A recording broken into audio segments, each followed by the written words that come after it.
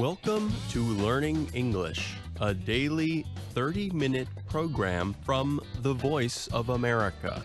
I'm Pete Musto. And I'm Dorothy Gundy. This program is aimed at English learners, so we speak a little slower and we use words and phrases especially written for people learning English.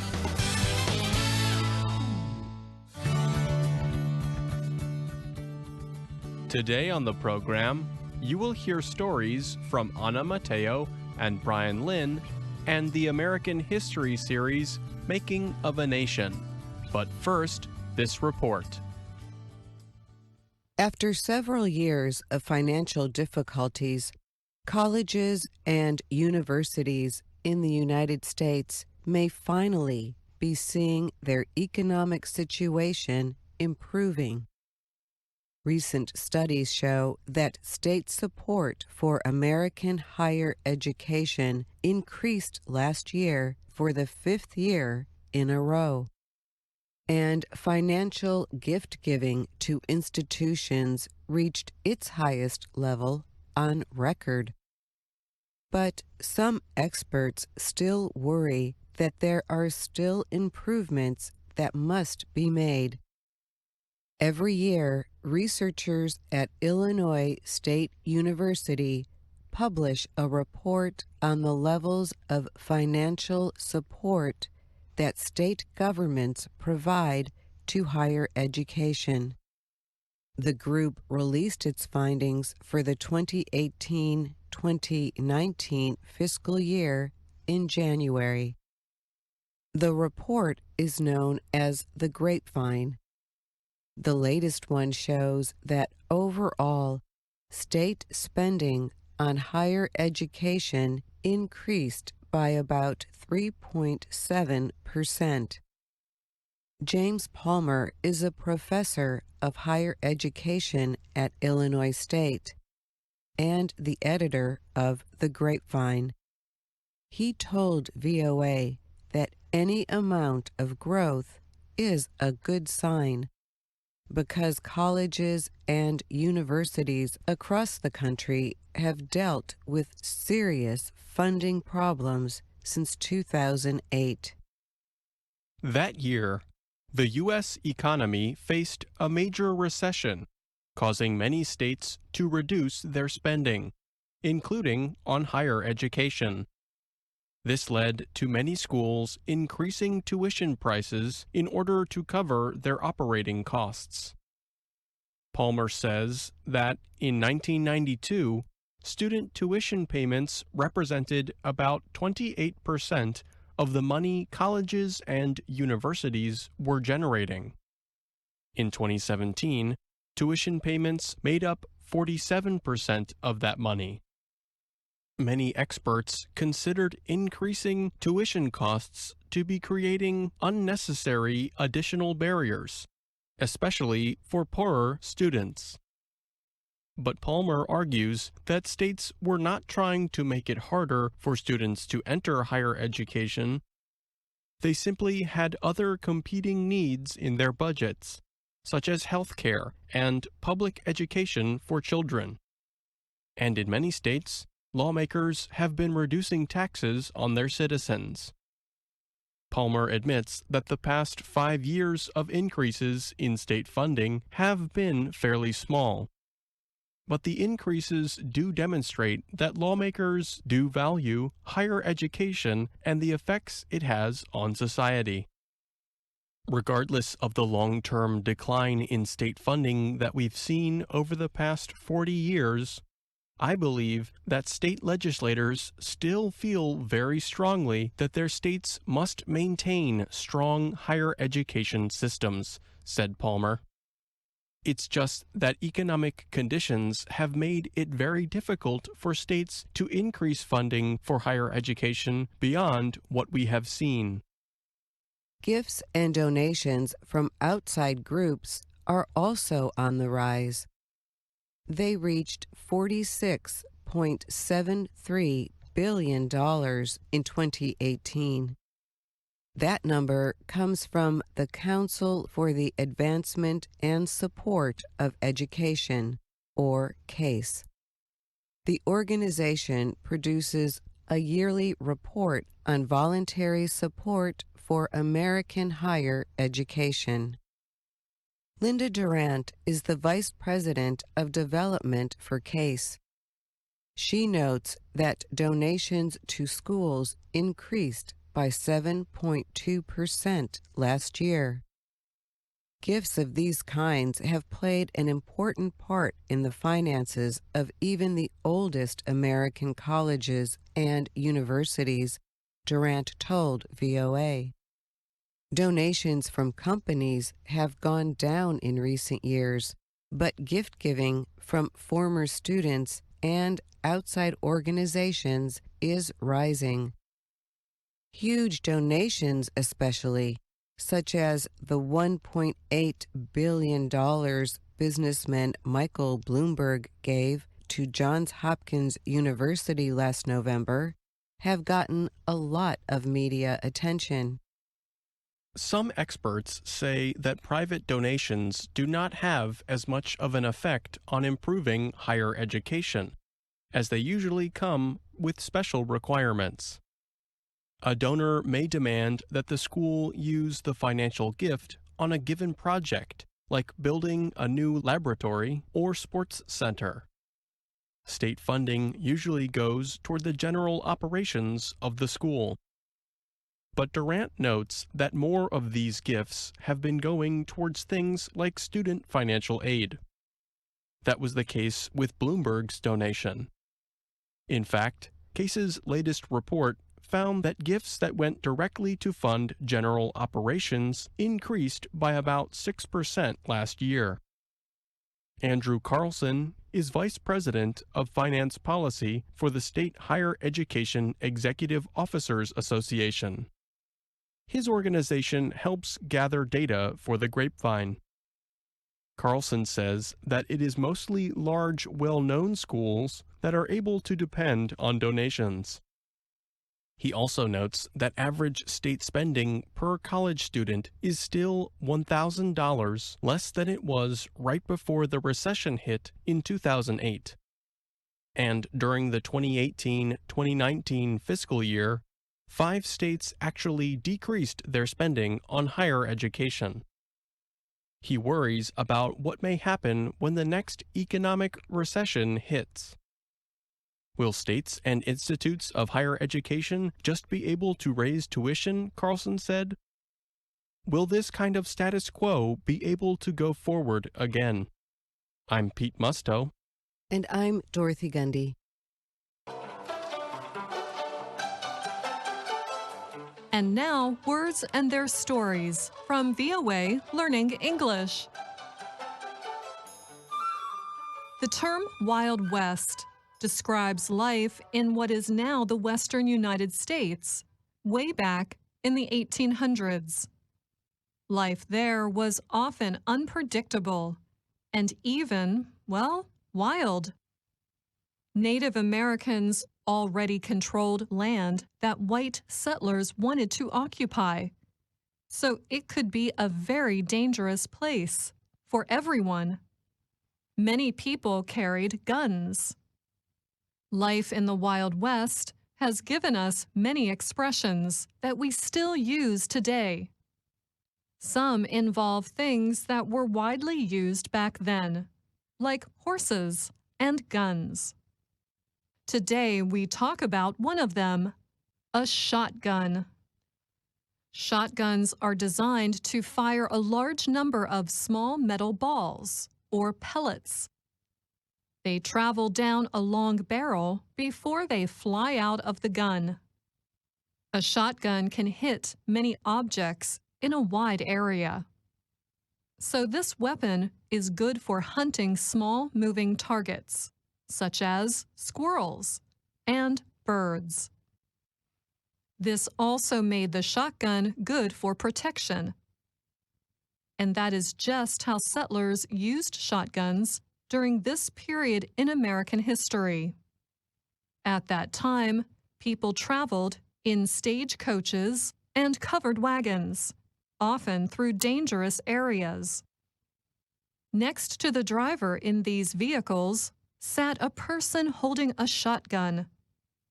That person's job was to guard against robbers or angry Native Americans.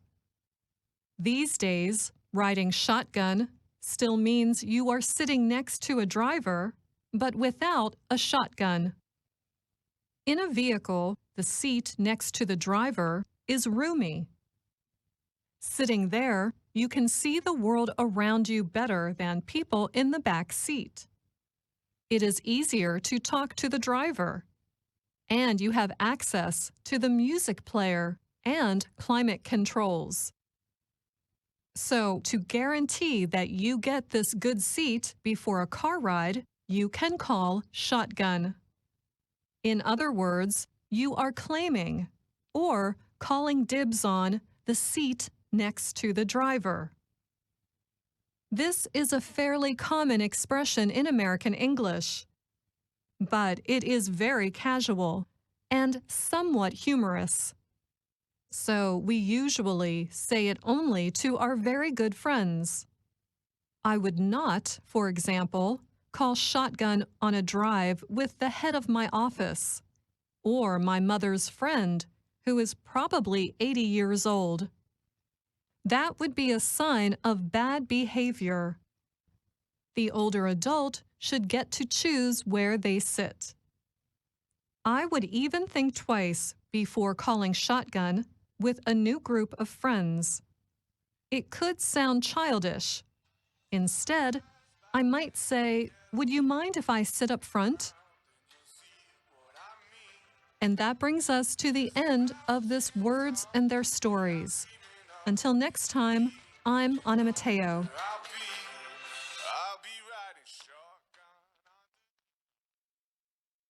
South Korea is seeking cooperation from China to produce artificial rain to help fight increasing pollution.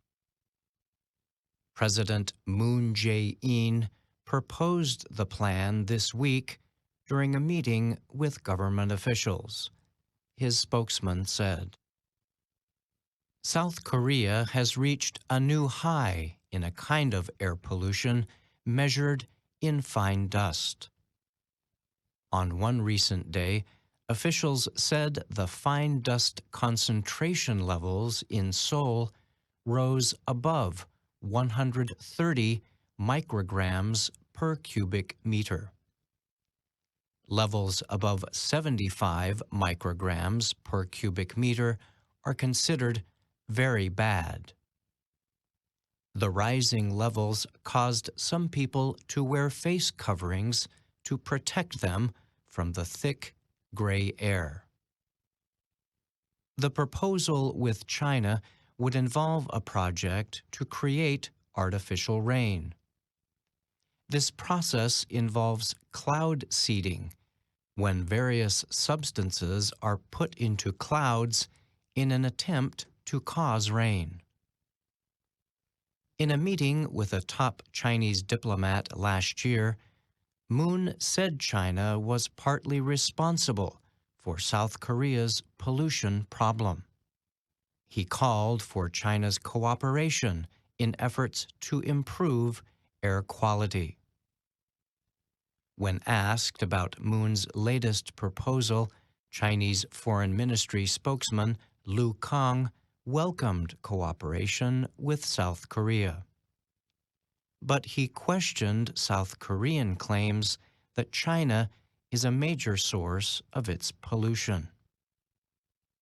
I wonder if the South Korean side has any basis that its smog is from China, Lu told reporters. He noted that fine dust readings have been higher in Seoul than in Beijing recently. All countries realize that the cause is very complicated, he added. One South Korean opposition party called on Moon to declare the current air pollution problem a national disaster.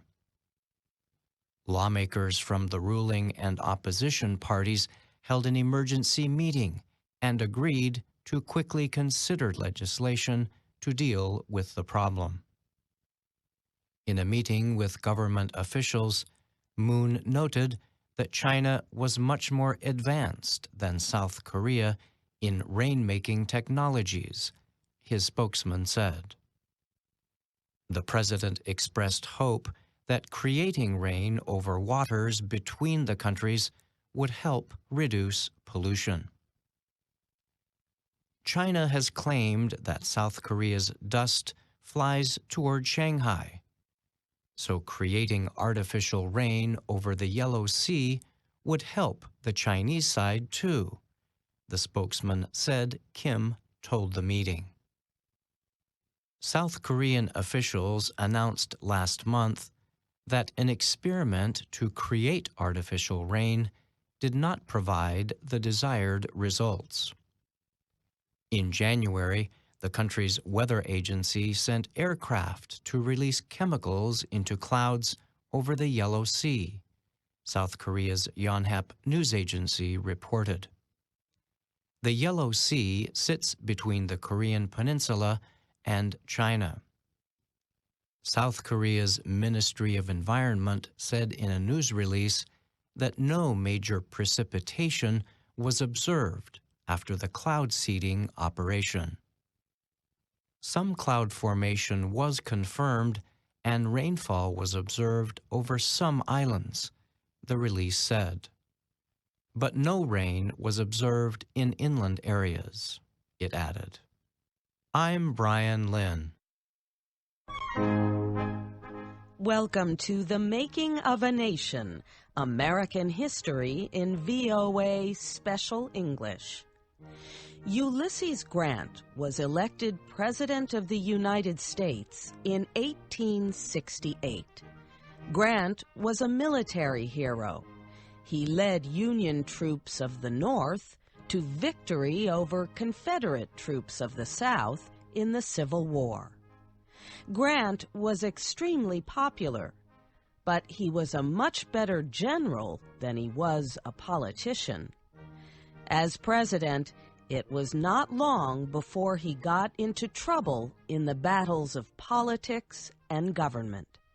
Larry West and Frank Oliver talk about the first term of President Ulysses Grant. Grant resigned from the Army to run for president. However, he ran on his record as a winning general. "Let us have peace," he often said, and the people believed he would guarantee peace. In fact, Grant guaranteed nothing. As a presidential candidate, he offered no new national programs.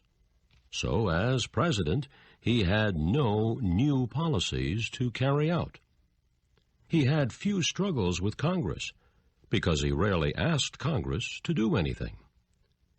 Many events took place during Grant's 2 administrations, but he usually was not involved directly. He had problems only because he was linked indirectly to the men who were responsible. One of President Grant's first problems was caused by 2 of his friends. They tried to take control of the gold market. The men were Jay Gould and James Fisk. Both were extremely rich. Gould and Fisk developed a plan to buy a large part of the nation's gold supply when the price was low. They would hold the gold until demand greatly increased the price. Then they would sell it and make a lot of money. To be successful, they had to prevent the government from selling gold on the market. Government sales of gold would keep the price down. So Gould and Fisk urged President Grant to stop the Treasury Department from selling gold. Grant refused to give them a firm promise. The 2 men brought one of Grant's relatives into their plan. they paid him to write a letter to the president. It asked the president to halt government sales of gold. A messenger took the letter to the White House. He then sent a telegram to James Fisk saying the letter had been delivered. The telegram said, "Letter delivered. All right." Fisk thought this meant that President Grant had agreed to halt government sales of gold. So he began buying gold in huge amounts. Fisk was wrong. The words, "all right," meant only that the letter had been delivered. They did not mean that Grant had agreed to the plan. In fact, Grant did not agree. He ordered the Treasury Department to sell gold, to block the attempt by Gould and Fisk to control the gold market. The result was that James Fisk and Jay Gould lost a great amount of money. So did other businessmen and bankers. Many Americans blamed President Grant for not acting quickly enough to stop the activity of his two friends. Concern about Grant grew after another incident was reported at the New York Customs Office. Two of Grant's friends there became involved in a plan to get money from importers. They used their official positions to earn huge amounts of money. Grant also was criticized for one of his few independent actions as president. He tried to buy the Dominican Republic in the Caribbean. The island nation was ruled by a dictator, Buenaventura Baez. Baez was so dishonest that the people of the Dominican Republic were ready to overthrow him. Before this could happen, he offered to sell his country to the United States. When Grant received the offer, he sent a White House official to negotiate with Baez. The official returned with a treaty giving the Dominican Republic to the United States for $1.5 million. Grant immediately sent American warships to the Dominican Republic. He wanted to keep Baez in power until the treaty was completed. Grant asked the Senate to approve the treaty. Many senators opposed it. They said taking control of the Dominican Republic would cost too much money. They also said it was a bad idea for the United States to take control of any nation in the Caribbean. President Grant went to the Capitol building himself to urge senators to approve the treaty. His efforts failed. The treaty was defeated.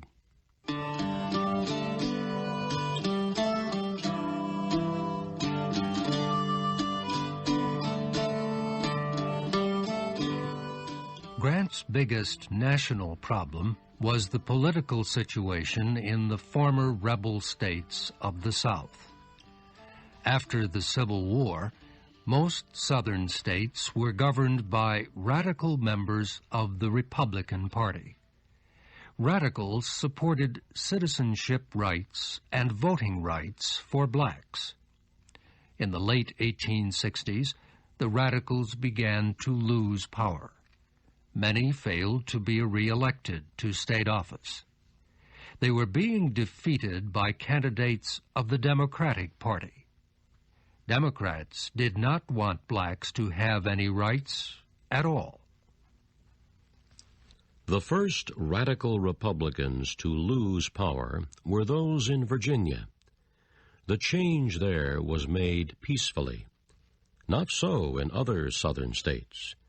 In Tennessee, Georgia, and North Carolina, Democrats used threats and violence to win elections. Their campaigns often were led by members of the Ku Klux Klan. The Klan was a secret organization of white men. Members believed white people were greater than black people.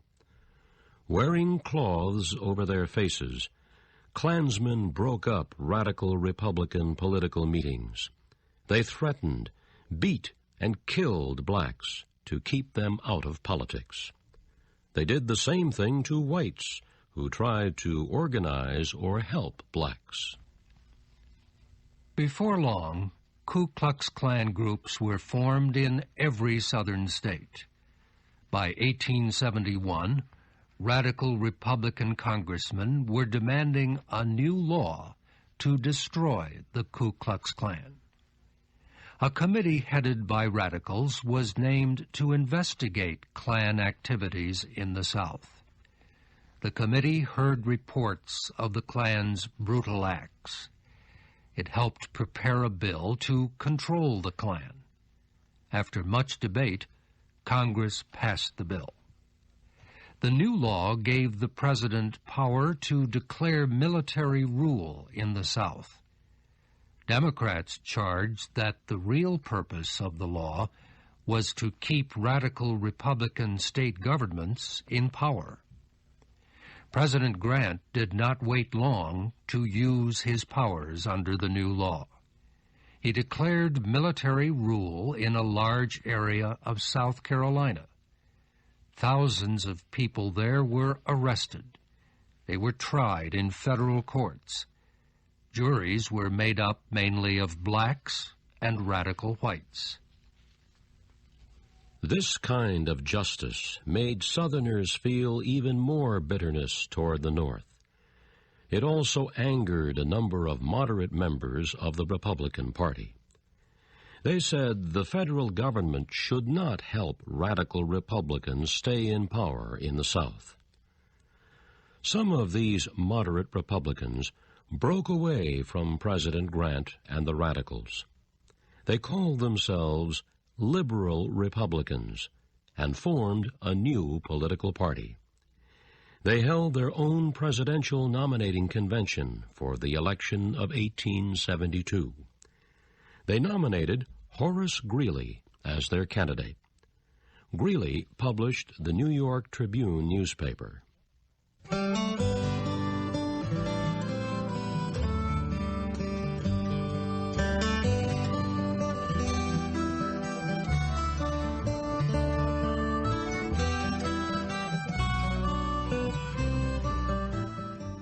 Democrats believed their only chance to win the election was to support the new liberal Republicans. So they, too, chose Horace Greeley as their presidential candidate. As expected, the radicals who controlled the main Republican Party nominated Grant for a second term. The campaign between Grant and Greeley was very strange. Grant made no speeches. He spent the summer at a holiday town on the Atlantic Ocean coast. His supporters, however, were not silent. They called Greeley a fool and a traitor. They refused to treat him as a serious candidate. Unlike Grant, Greeley did campaign hard, but he had little financial help. He also was hurt by a poorly organized campaign. On Election Day in 1872, Ulysses Grant won a big victory. He got the votes of 31 of the 37 states. Horace Greeley died 3 weeks after the election. The new liberal Republican Party died with him. Ulysses Grant and the radical Republicans would govern for another 4 years.